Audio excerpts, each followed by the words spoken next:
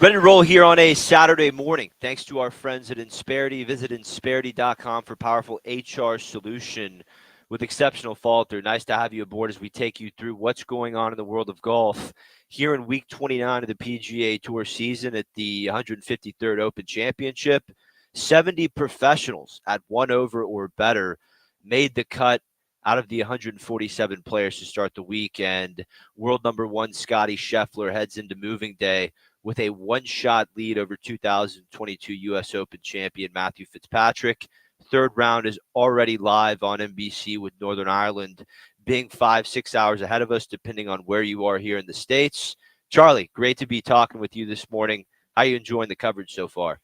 It's outstanding. The guys are doing a great job explaining all what's going on. The great golf course is really showing that it's a championship venue in Ireland, and especially when you have the number one player on top of the leaderboard.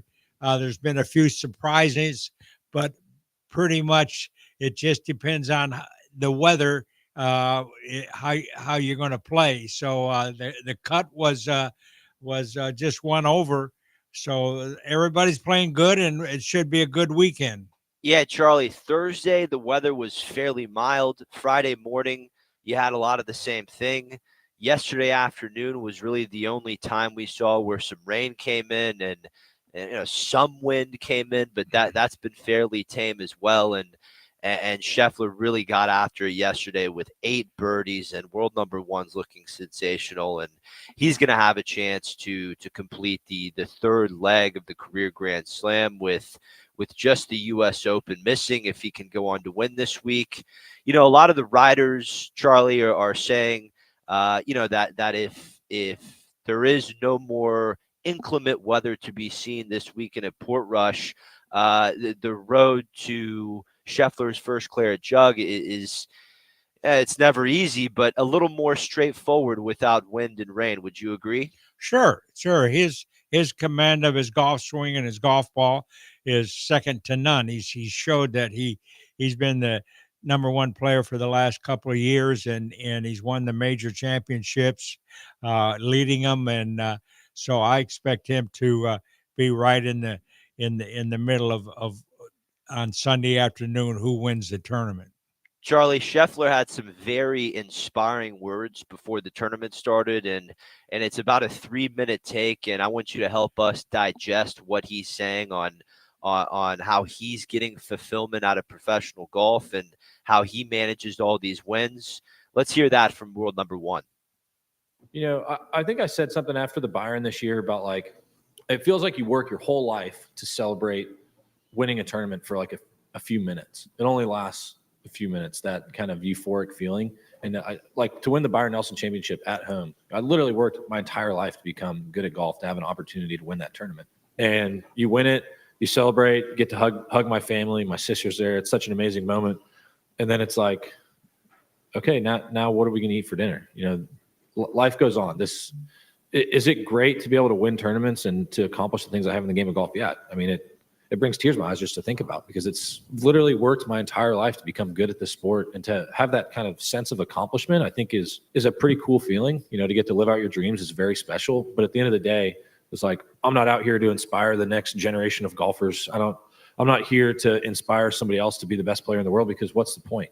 This is not a fulfilling life. It's fulfilling from the sense of accomplishment, but it's not fulfilling from a sense of the deepest, places of your heart. There's a lot of people that make it to what they thought was going to fulfill them in life, and then you get there and all of a sudden you get to number one in the world, and then they're like, what's the point? And I really do believe that, because what is the point? You're like, why do I want to win this tournament so bad? That's something that I wrestle with on a daily basis. It's like showing up at the Masters every year. It's like, why do I want to win this golf tournament so badly? Why do I want to win the Open Championship so badly? I don't know, because if I win, it's going to be awesome for about 2 minutes. And then we're going to get to the next week, and it's going to be like, hey, you won 2 majors this year. How important is it for you to win the FedEx Cup playoffs? And it's just like, we're back here again, So we really do. We work so hard for such little moments. And, I'm kind of a sicko. I love putting in the work. I love being able to practice. I love getting out to live out my dreams. But at the end of the day, sometimes I just don't understand the point, because I love the challenge. I love being able to play this game for a living. It's one of the greatest joys of my life, but does it fill the deepest, wants and desires of my heart? Absolutely not. I mean, I love playing golf. I love being able to compete. I love living out my dreams. I love being a father. I love being able to take care of my son. I love being able to provide for my family out here playing golf. And, every day when I wake up early to go put in the work, my wife thanks me for going out and working so hard. And when I get home, I try and thank her every day for taking care of our son. It's just, that's why I talk about families being my priority, because it really is. I'm blessed to be able to come out here and play golf, but if my golf ever started affecting my home life, or it ever affected the relationship I have with my wife or with my son, that's going to be the last day that I play out here for a living. This is not the be all end all. This is not the most important thing in my life. And that's why I wrestle with, why is this so important to me? Because, I would much rather be a great father than I would be a great golfer.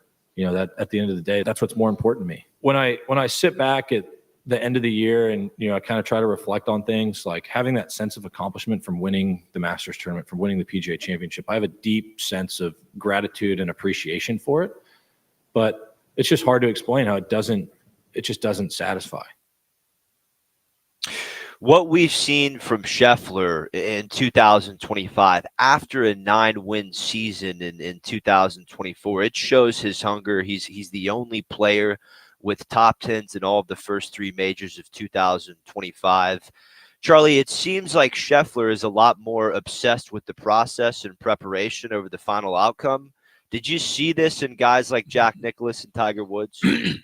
Well, Jack Nicklaus said, and I quote Jack, "Don't make golf more important than it really is." And Jack played that way. He could, suffer just a horrible defeat with Tom Watson and walk away happy. And he understood that golf is just a game. And unfortunately, I would say very few people look at it that way that are competing on the PGA Tour. And they might learn. I think a guy like Jordan Spieth has made it a little more important than it really is, although now he's got 2 children and he's working hard. But Hogan, they did it because they liked the game. And David Duval said the same thing after he won the British Open. He was number 1 in the world. And he said after it was over with, is that all it is? I mean, the feeling goes away real quick. And Monday morning you wake up and you start your life all over again. So I like what Scotty said. I think he's very mature in many parts of his life that enable him to be the champion that he is. He can walk away knowing that he's done the work. Now, whatever happens, happens. So, we heard Justin Thomas. He's a 2-time major champion. He's won the PGA Championship twice. Over 15 PGA Tour wins. He's had a heck of a career, but he looks at the game under the lens that the game is life, and he's admitted that it's all he thinks about. Whereas someone like Scheffler is obviously very good at going to the golf course, focusing on what he needs to get done, and then going home and forgetting about it. And it seems like that is what has separated him and as you're saying, the great Jack Nicklaus. Yeah. And it's just like, no matter which endeavor you choose to make your living in your career. My dad, he worked in a factory, for 45 years, but he'd come home, he'd go mow the grass. He enjoyed being at home, and he'd leave his work at home. And I mean, at the shop. And everybody's got to learn to do that. Take it easy, regenerate your body and enjoy life. Charlie, this 25-year-old stallion out of Oklahoma, Chris Gotterup, he's back in the mix at the Open Championship. He's going to start the weekend 5 back of Scotty Scheffler. Big hitter with a lot of game, and the putter's hot at the moment. And we saw him win his 2nd PGA Tour title last week at Renaissance, which hosted just an incredible preparation week to the Open Championship. I thought it was an excellent finish there with Rory McIlroy in the mix and Matt Fitzpatrick in the mix. Goddard was in tears on Sunday. Here was his post-round interview with the great Amanda Balionis of CBS Sports. I don't know if I'm gonna be able to get it out, but everyone at home, I don't know, but I mean, it's just awesome. I'm not gonna be able to keep it together. You don't have to. You've earned this moment. Yeah, it's awesome. I can't wait to see everyone, and then I'm playing in the Open next week. You have earned your invitation to the Open. You can cancel that flight that you had booked to California. Take me back onto the course, though. The 16th, you said last night that one was going to be important, and you made it when it mattered most. What was going through your mind after you made that birdie and led by 2? I thought about those interviews, and I said, "Here we go. Like this is it." And it went right in the center, and I was like, "All right, let's hit some good iron shots and good tee balls." And man, I really, really hung in there well today. Well, we know everyone at home is watching you right now, and there's no way they have a dry eye either. Congratulations. Enjoy this. Thank you.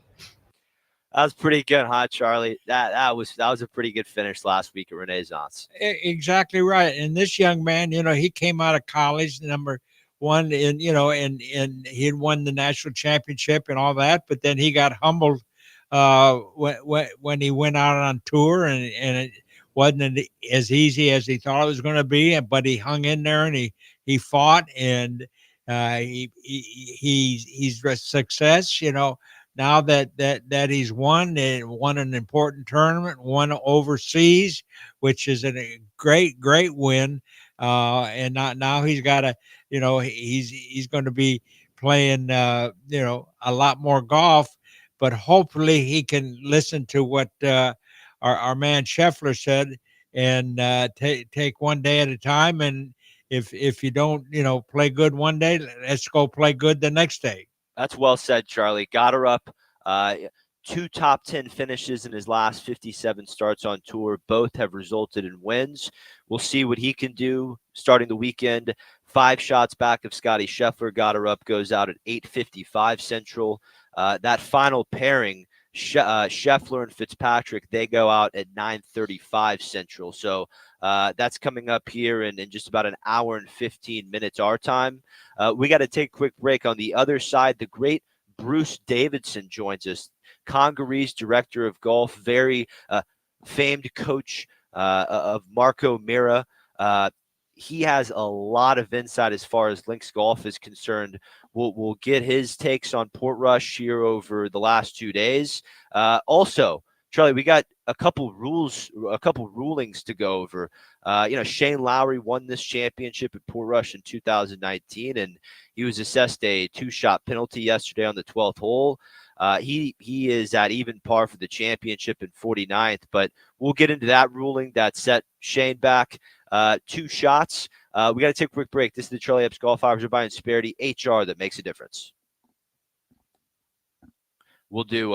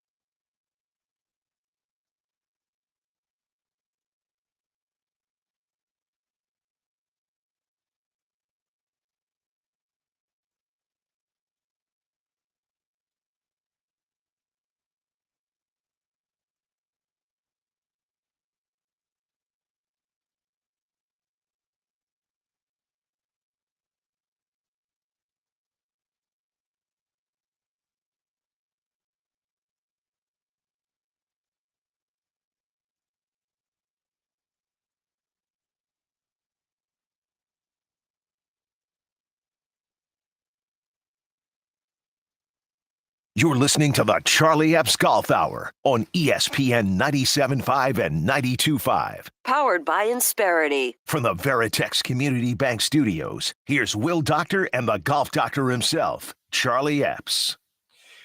Well, number one, Scotty Scheffler opened 68-64. He is at 10 under going into the weekend. He has a 2-shot lead over 2022 U.S. Open champion Matthew Fitzpatrick, and coverage is currently underway on NBC. We now head over to the guest line and welcome in Congaree's Director of Golf, Bruce Davidson. Bruce, thanks for taking some time to discuss the 153rd Open with Charlie and I this morning. How are you? Doing great, fellas. How are you doing? We're doing great. I'm freezing up here in the studio, as you well know, but you're over at your golf course? Actually, Charlie, I'm in Aberdeen this Yeah. weekend, the fair city of Aberdeen, where I'm from, and then go down to Muirfield on Monday to play some matches against the local clubs down there with Congaree ambassadors, and then we do our Congaree Global Golf Initiative at Archerfield Golf Links, which is a beautiful facility right next door to Muirfield at Renaissance, where the Scottish Open was last week. So, yes, I'm here for a couple of weeks. Well, Bruce, we know how active you've been in the game of golf since you've been a boy, and you're from Scotland, and you came over to the United States, and you've done so much in the game, and you're a great teacher, and you worked with Mark O'Meara, an Open champion. How do you see what's going on over in Ireland? Well, Charlie, I've not played Portrush, and I don't know if you have, but it looks too hard for me now. I'm glad I'm not playing it. You could play it. I watched it yesterday. Loved watching the Open Championship. I think it's always amazing to me how well the Americans actually do when you look at the conditions. And Scotty Scheffler nothing seems to faze him anymore. I think from the beginning of the week, the smart money was on Scotty Scheffler to win, but I like the look of Matthew Fitzpatrick, personally. He's been playing great golf, Bruce. I mean, played excellent at the Scottish Open last week, and it's really been inspiring over the last year to watch him kind of break out of that little slump that he was in. As far as Scheffler and your expertise on links golf, obviously he's continued the Tiger-esque ball striking this year. He's top 10 in every major, including a win at the PGA. But I feel the big question going into this week was if Scheffler was going to figure out how to putt on the fescue greens. And so far through 2 rounds, he absolutely has. Can you and Charlie give us a feel on the difference in putting and chipping in Northern Ireland compared to the States? Do you want Charlie or you want me? No, I would like you to answer. Sorry, Bruce. That was directed at you. Yes, sir. Well, I think the television likes to make a lot of it. The conditions of the golf courses in this country are not that different from the ones in America in terms of fast and firmness. If you get a nice summer, which we've had over here or they've had over here. But I think that Scotty plays a lot of his shots, a lot of his pitches left to right, in my opinion.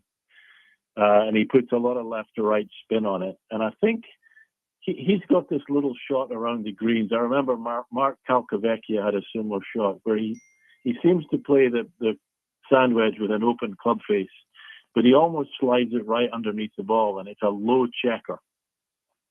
And both him and Spieth grew up in Texas, obviously. And I think Scotty's been on record as saying, it's tough to chip pitch off Bermuda grass too. And they just have the ability to nip the ball first. It's a little different if you watch Shane Lowry, for example, who drops it underneath. He's much more shallow. And I think that little nicky checky one that Scotty Scheffler plays is invaluable because the ball's not going to stop on the green first check here. It never does. And it's always that second or third bounce, and it'll check late. It's the one the fans like to look at, and they all ooh and ah about it. But I actually think that's his normal shot.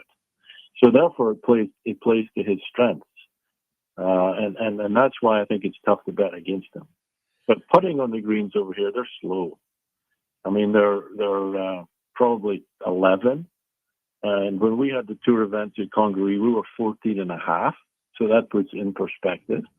And I think the greens last week at Renaissance were probably quicker than that, and they're much more undulating. I don't know if you've played it, Charlie. I have. It's a beautiful facility. I'm not a fan of the greens. The greens are typical dope greens. They're 2 and 3 tiers with these big swales. And I think the greens at Portrush look easier to read. They're not being fooled by them as much, more subtle borrows. And that's why I think these guys will putt better there. I agree with you in the sense of the greens at Renaissance have a lot of undulations, and the moguls, you might say, of the whole property, which is right next to Muirfield. And I got a question about Muirfield for you, but the greens over there have to be a little slower because of the wind, the ground wind in Scotland and in Ireland is much more ferocious, I think, and the greens can become unplayable because of the wind. But having said that, you're going to go play Muirfield, one of the great golf courses in Scotland, but it hasn't been in the Rota. What's going on there? How come they haven't played it in a while? Charlie, I don't know. I know that I spoke to my friend Douglas Connon, OBE, who heads up Muirfield's match against us on Monday, and he said that the members were kind of upset at how many people showed up to the Scottish Open last week. That would interrupt the Muirfield members from playing. I think 80,000 people showed up last week, which is a lot. And I think the Open Championship, 279,000 people at Portrush this week. Muirfield is not that accessible, Charlie, as you know. You can come in both ways on one road, but you have to go through North Berwick or you have to go through Gullen. And it's a pretty narrow road to handle that amount of people. And I'm not sure if it's just not a logistics thing, to be honest. I mean, it was nothing to do with they had a vote, and it took a couple times for the vote to pass to have lady members, and so they should. And in fact, I played against a lady member in the match we had 4 or 5 years ago. She was the first woman to be admitted to Muirfield, and there are many more now, thankfully. It's nothing to do with that. I think it's just logistics, Charlie. Same as Turnberry. That's why Turnberry's not about Trump or politics, as I believe it to be. It's about the fact that you just can't get in and out of there. It's too difficult. Yes, exactly right. for that God. many people. Go ahead, Will. Hey, Bruce, your guy, Matthew Fitzpatrick, he won the silver medal in 2013 at Muirfield, given to the low amateur at the Open Championship. We've seen him doing a lot of cross-handed chipping, and he does it with unbelievable precision. Would you ever recommend that to a student? Well, you can do that, or you could buy one of these new ping bunker wedges, which if you're a bad chipper, just go out and buy one of these bunker wedges. I just gave my best friend over here who pitches one-handed, one of these, and it's going to revolutionize his pitching game.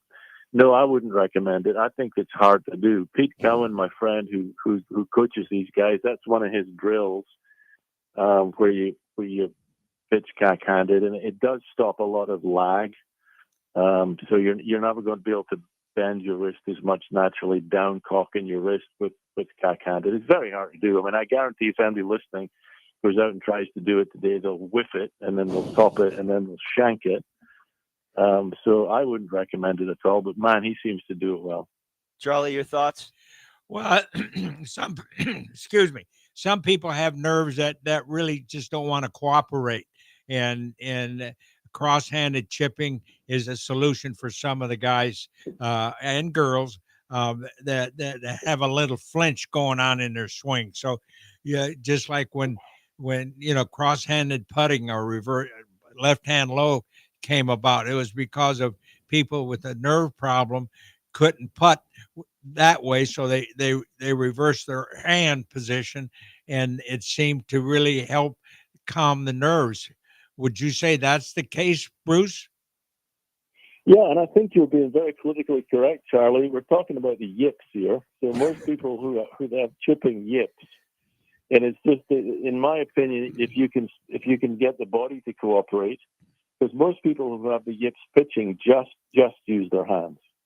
And if they're a right-handed golfer, they just start as soon as they start the downswing, they use the right hand and they release all the angle, or they have too much angle. And I see many people pitching with their hands way forward of the ball, and basically what they're trying to do is to stop thinning it.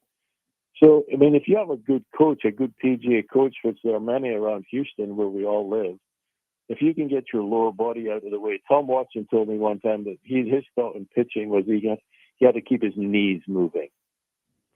And I think if you watch all the great pitchers through time, Ernie Els, just watch what their lower body does. Darren Clark was a great pitcher. He always kind of kept his knees moving, and that they keep turning their body.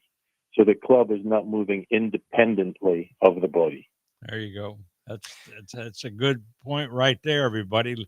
Listen to Bruce Davidson, who, you distinguished yourself with your play in college and then professionally, and you played in the Open Championships. And how about putting around the greens?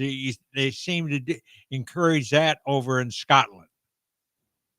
Charlie, never played in an Open Championship, 3 senior Opens, but not an Open. I wish I did. I think putting from off the green here is just you're born with it. You do it growing up. You see, I think Scheffler said this earlier this week, the Americans just reach for their 60, and he's good enough to do it.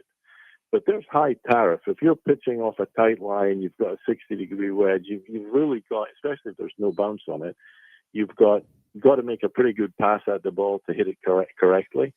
But if you can get a putter on the ball, do it. I remember many years ago taking Dick Harmon to Near, and we came off the golf course, and I said, "How'd you do, Dick?" He said, "I just got beat by 2 75-year-old guys who putted from 90 yards." That's Welcome to Scotland, Dick. That's a great story of our good friend Dick Harmon, for sure. Hey guys, we have to take a quick break here for commercial. Bruce, do you have another 5 to 10 minutes on the other side? Sure. I want to get your take on the a little more on Scheffler, the penalty that was assessed to Shane Lowry, Bryson DeChambeau. Obviously turned it around in a big way, 78-65 to make the cut. He's sitting at 2 under and a tied for 27th, hitting his birdie putt on the 18th hole right now, which looks like it's going to come up just a touch short. Bryson will finish up at 2 under. Bruce, we'll get your thoughts on, some of the things Adam Scott said earlier in the week, Robert McIntyre, about how, the higher ball hitters obviously struggle a little bit at the Open Championship.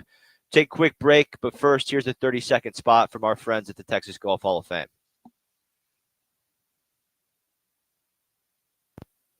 Mike Booker, chairman of the Texas Golf Hall of Fame and holder of a record number of Texas Golf Association championships. The Texas Golf Hall of Fame is the foundation of golf in our great state. So many great individuals, Ben Hogan, Byron Nelson, Kathy Whitworth, Ben Crenshaw, and many others, lead the way in making golf in Texas known around the world. Now you can experience the history of Texas golf digitally at texasgolfhof.org and share with your family and friends. See you on the course.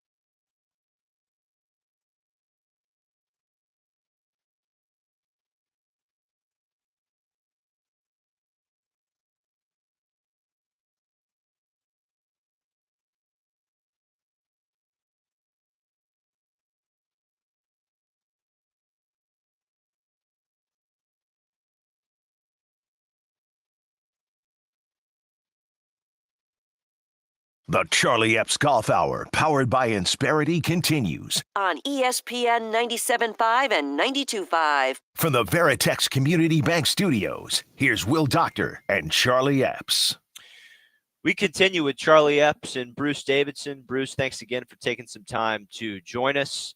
As far as the 153rd Open Championship, Scotty Scheffler and Matt Fitzpatrick will be in the final pairing going off in just under an hour here Central Time, and Rory McIlroy is making his way to the tee at the moment. Bruce, there's been, a couple, and just like in every full field event on the PGA Tour, DP World Tour, there's been some complaints about pace of play, and it seems like a general complaint in the world of professional golf. Do you see any solution to that moving forward?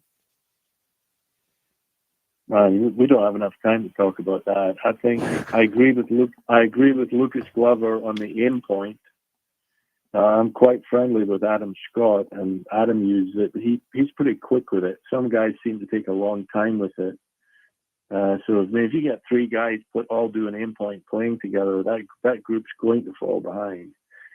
The only solution is penalizing them, and they're not going to do it. The RNA, the USGA, the PGA Tour, none of them have the cojones to go ahead and slap a penalty on these guys. And until they penalize them, I can't remember. Someone got a bad time on the first day, and then one of the caddies was ripping into the official who gave him the first one. And that shouldn't be allowed. I mean, I don't know how long it did. Portrush is hard. The wind's blowing. It's raining. But 6 hours to me seems a long time to play golf. Well, I think it's a disgrace on them penalizing. I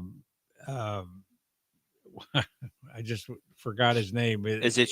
Were you talking about Shane, Charlie? Shane Lowry? Yes. I mean, there was probably an earthquake in Japan that moved that ball. You couldn't even see it. If don't you think that kind of a penalty is just is not correct?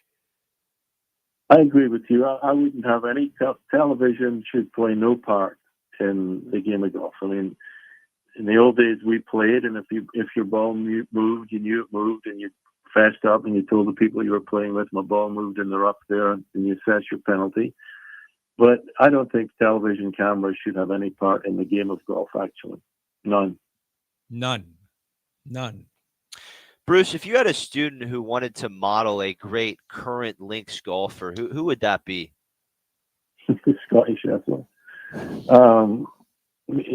I don't think, honestly, Will, I don't think. I mean, if you look at, for example, no one hits it lower than Joachim Neiman.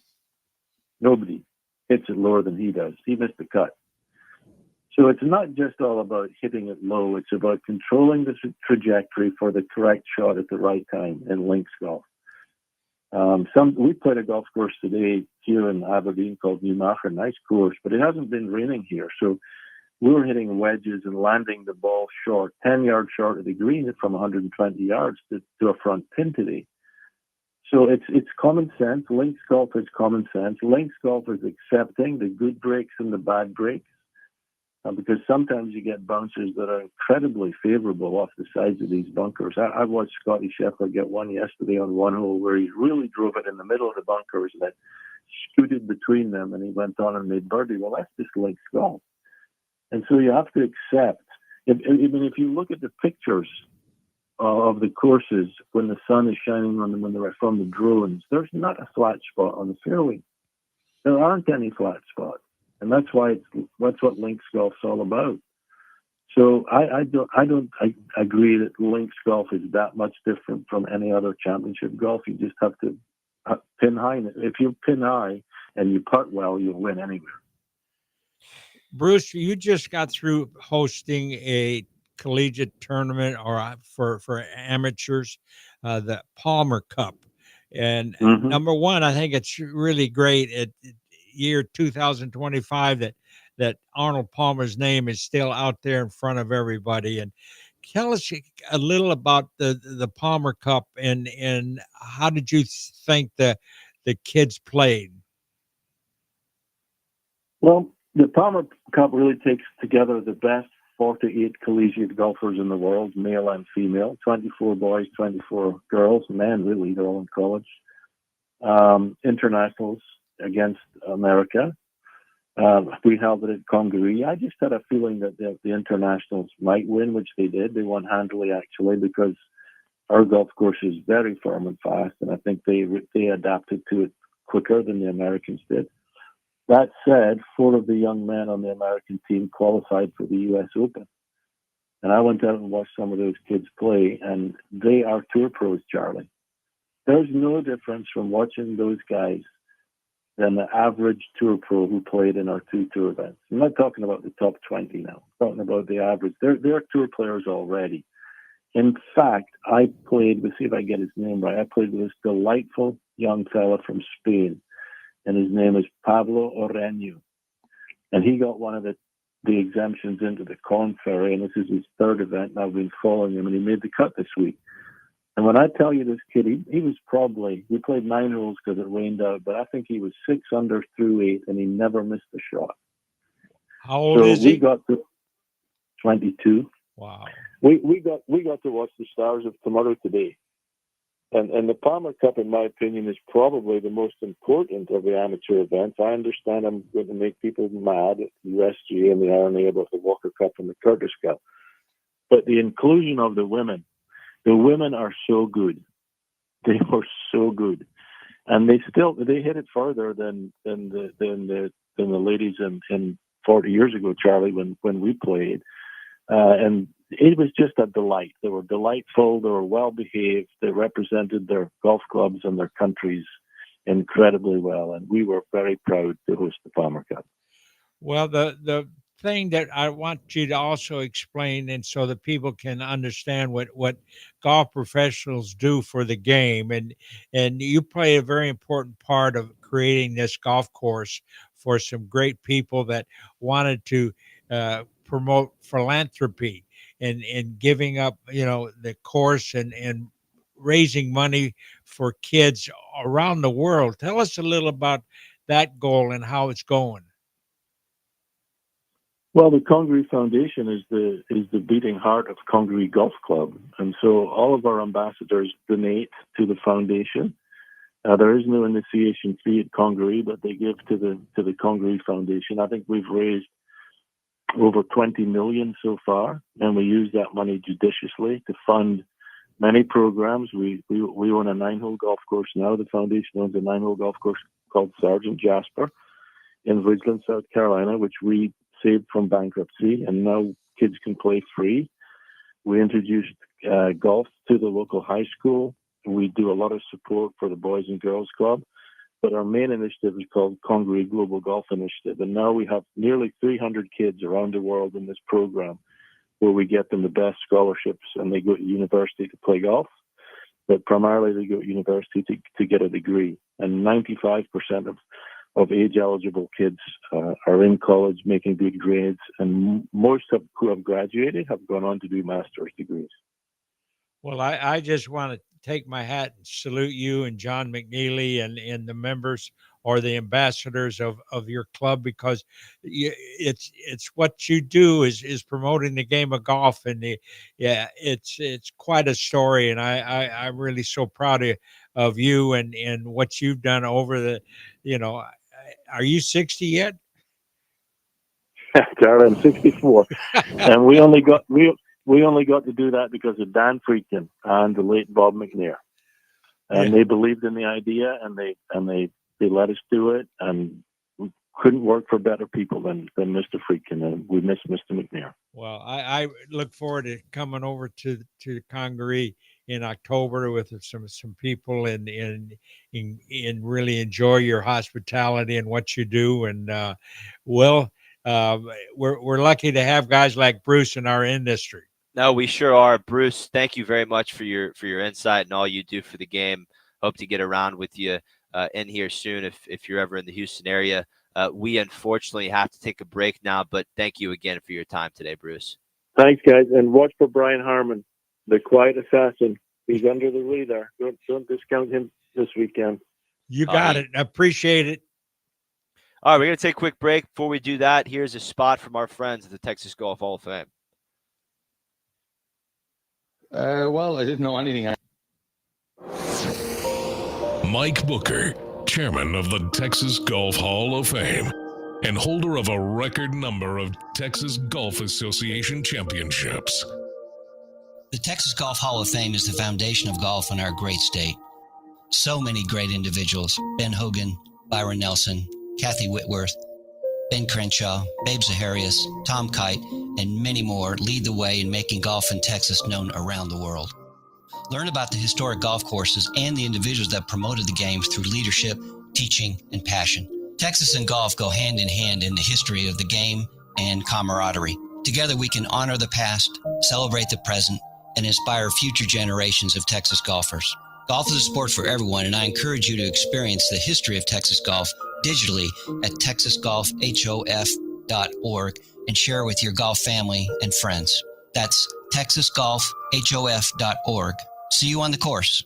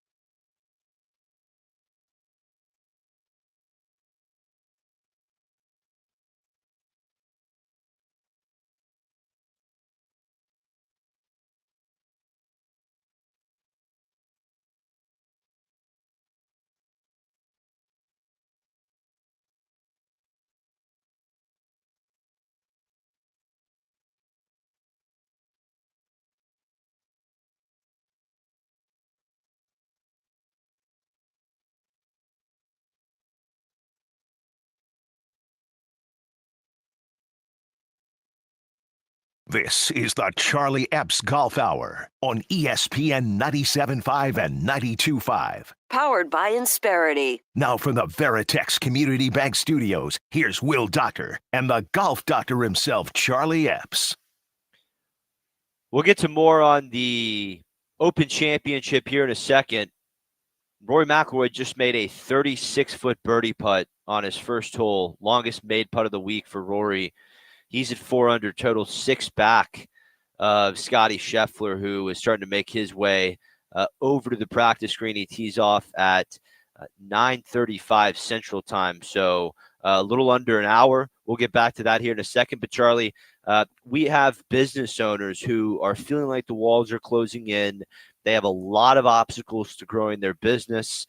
You know the pressures of running a business, remote workforces, HR compliance, keeping your top employees happy. We have some business owners that are starting to feel boxed in. I know that you have a solution. I do, and it's a recommendation. And since I've been in Houston, I got to know a company by the name of Insperity. And Insperity is a company that has been so successful because it understands needs for people and needs for small business and getting small business some help. And if you have a company that you want to grow from, say, $1 million a year to $10 million, give Insperity a call. They have experts that can analyze what your business needs and make sure that your HR compliances are met, and you can grow your business to be very successful. And their philosophy, they want business to succeed so communities can prosper. That's what America is all about. It's small businesses succeeding and growing our economy. So, Will, you know as good as I do that Insperity people, their employees from all over the world will really help small business grow. There's no doubt. Head to insperity.com. Do not let the obstacles keep you from realizing the full potential of your business. Get the relief you need from an HR company that puts you and your employees on a path to success. Once again, that is insperity.com. We continue as far as the Open. Scotty Scheffler opened this week as the favorite at 6-1. He is at 10 under total, 1-shot lead over Matthew Fitzpatrick going into moving day. Here was Scheffler after his second round that included eight birdies. Sorry, Ryan, go ahead. All right. We'll get back to that here in a second. Scotty was just talking about, just like he always does, he's a very clear mindset. Not too many worries heading into the weekend. Going to play his game. Him and Ted Scott have just an incredible game plan. The man in second is Matthew Fitzpatrick. He won the U.S. Open back in 2022 at Brookline. He's making his 10th start at the Open Championship, with tied 20th at Portrush in 2019 being his best finish. The way he is striking the ball is dangerous. He's got it rolling on the greens. We'll hear from Fitzpatrick in just a second. Here's Scheffler first. 8 birdies today. Incredible. What went well, or what was different than yesterday, I guess? Yeah, I felt like I hit a few more fairways than I did yesterday. Hit some really nice iron shots, and was able to hold some putts. It was a really long wait in scoring there. Were you brought in to share your perspective on it? What did you see in there? Ultimately in golf, it's up to the player, and I felt like Shane was put in a pretty tough situation there when you're zooming in on his golf ball, in the rough. It's hard to tell. From what I looked at very briefly on the video, it looked like it was very difficult to see if the ball was moving. If the ball moved, the camera was kind of zooming in as stuff was happening. And, one of the great things about the game of golf is that you call your penalties on yourself. This situation, I think it was a very tough spot for Shane to be put in. He handled it really well. It's obviously very frustrating. It's frustrating for me as, a competitor of his and a player, just to watch him after, kind of deal with that, because the last thing you want to be known in the game of golf is somebody cheats. And I'm not going to state a strong opinion here in the media on whether or not I thought he deserved the penalty, but all I'm going to say is it was a very tough situation for him to be put in. And I thought that he handled it really well. Cody, you're second in strokes gained putting this week. How has the club helped you technically? Why did you change to that? Yeah, I felt like at the end of last year, I always kind of assess things and feel like there's some ways we can improve. And that was something we tested out in the Bahamas last year, and just felt very comfortable with it from the start. And, I use it as I get closer to the hole, lag putting, and, outside of 15 to 20 feet, I'm still putting conventional, but it was just something that we felt like could help us improve. And so far it has.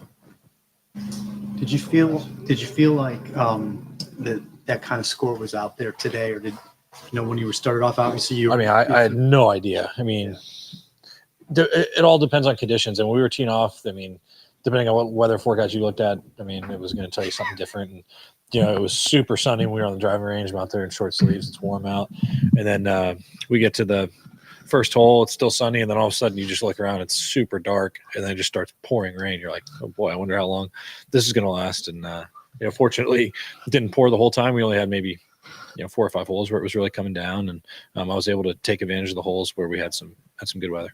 Did you watch the early coverage at all before you teed off? Yep. Thank you. Very good.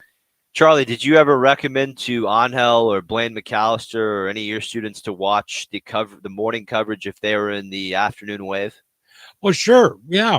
I remember at Augusta, you wake up in the morning and and you can't get enough of golf, and you turn on the broadcasts or the replays, and sure, you can learn a few little different breaks on where the holes are set.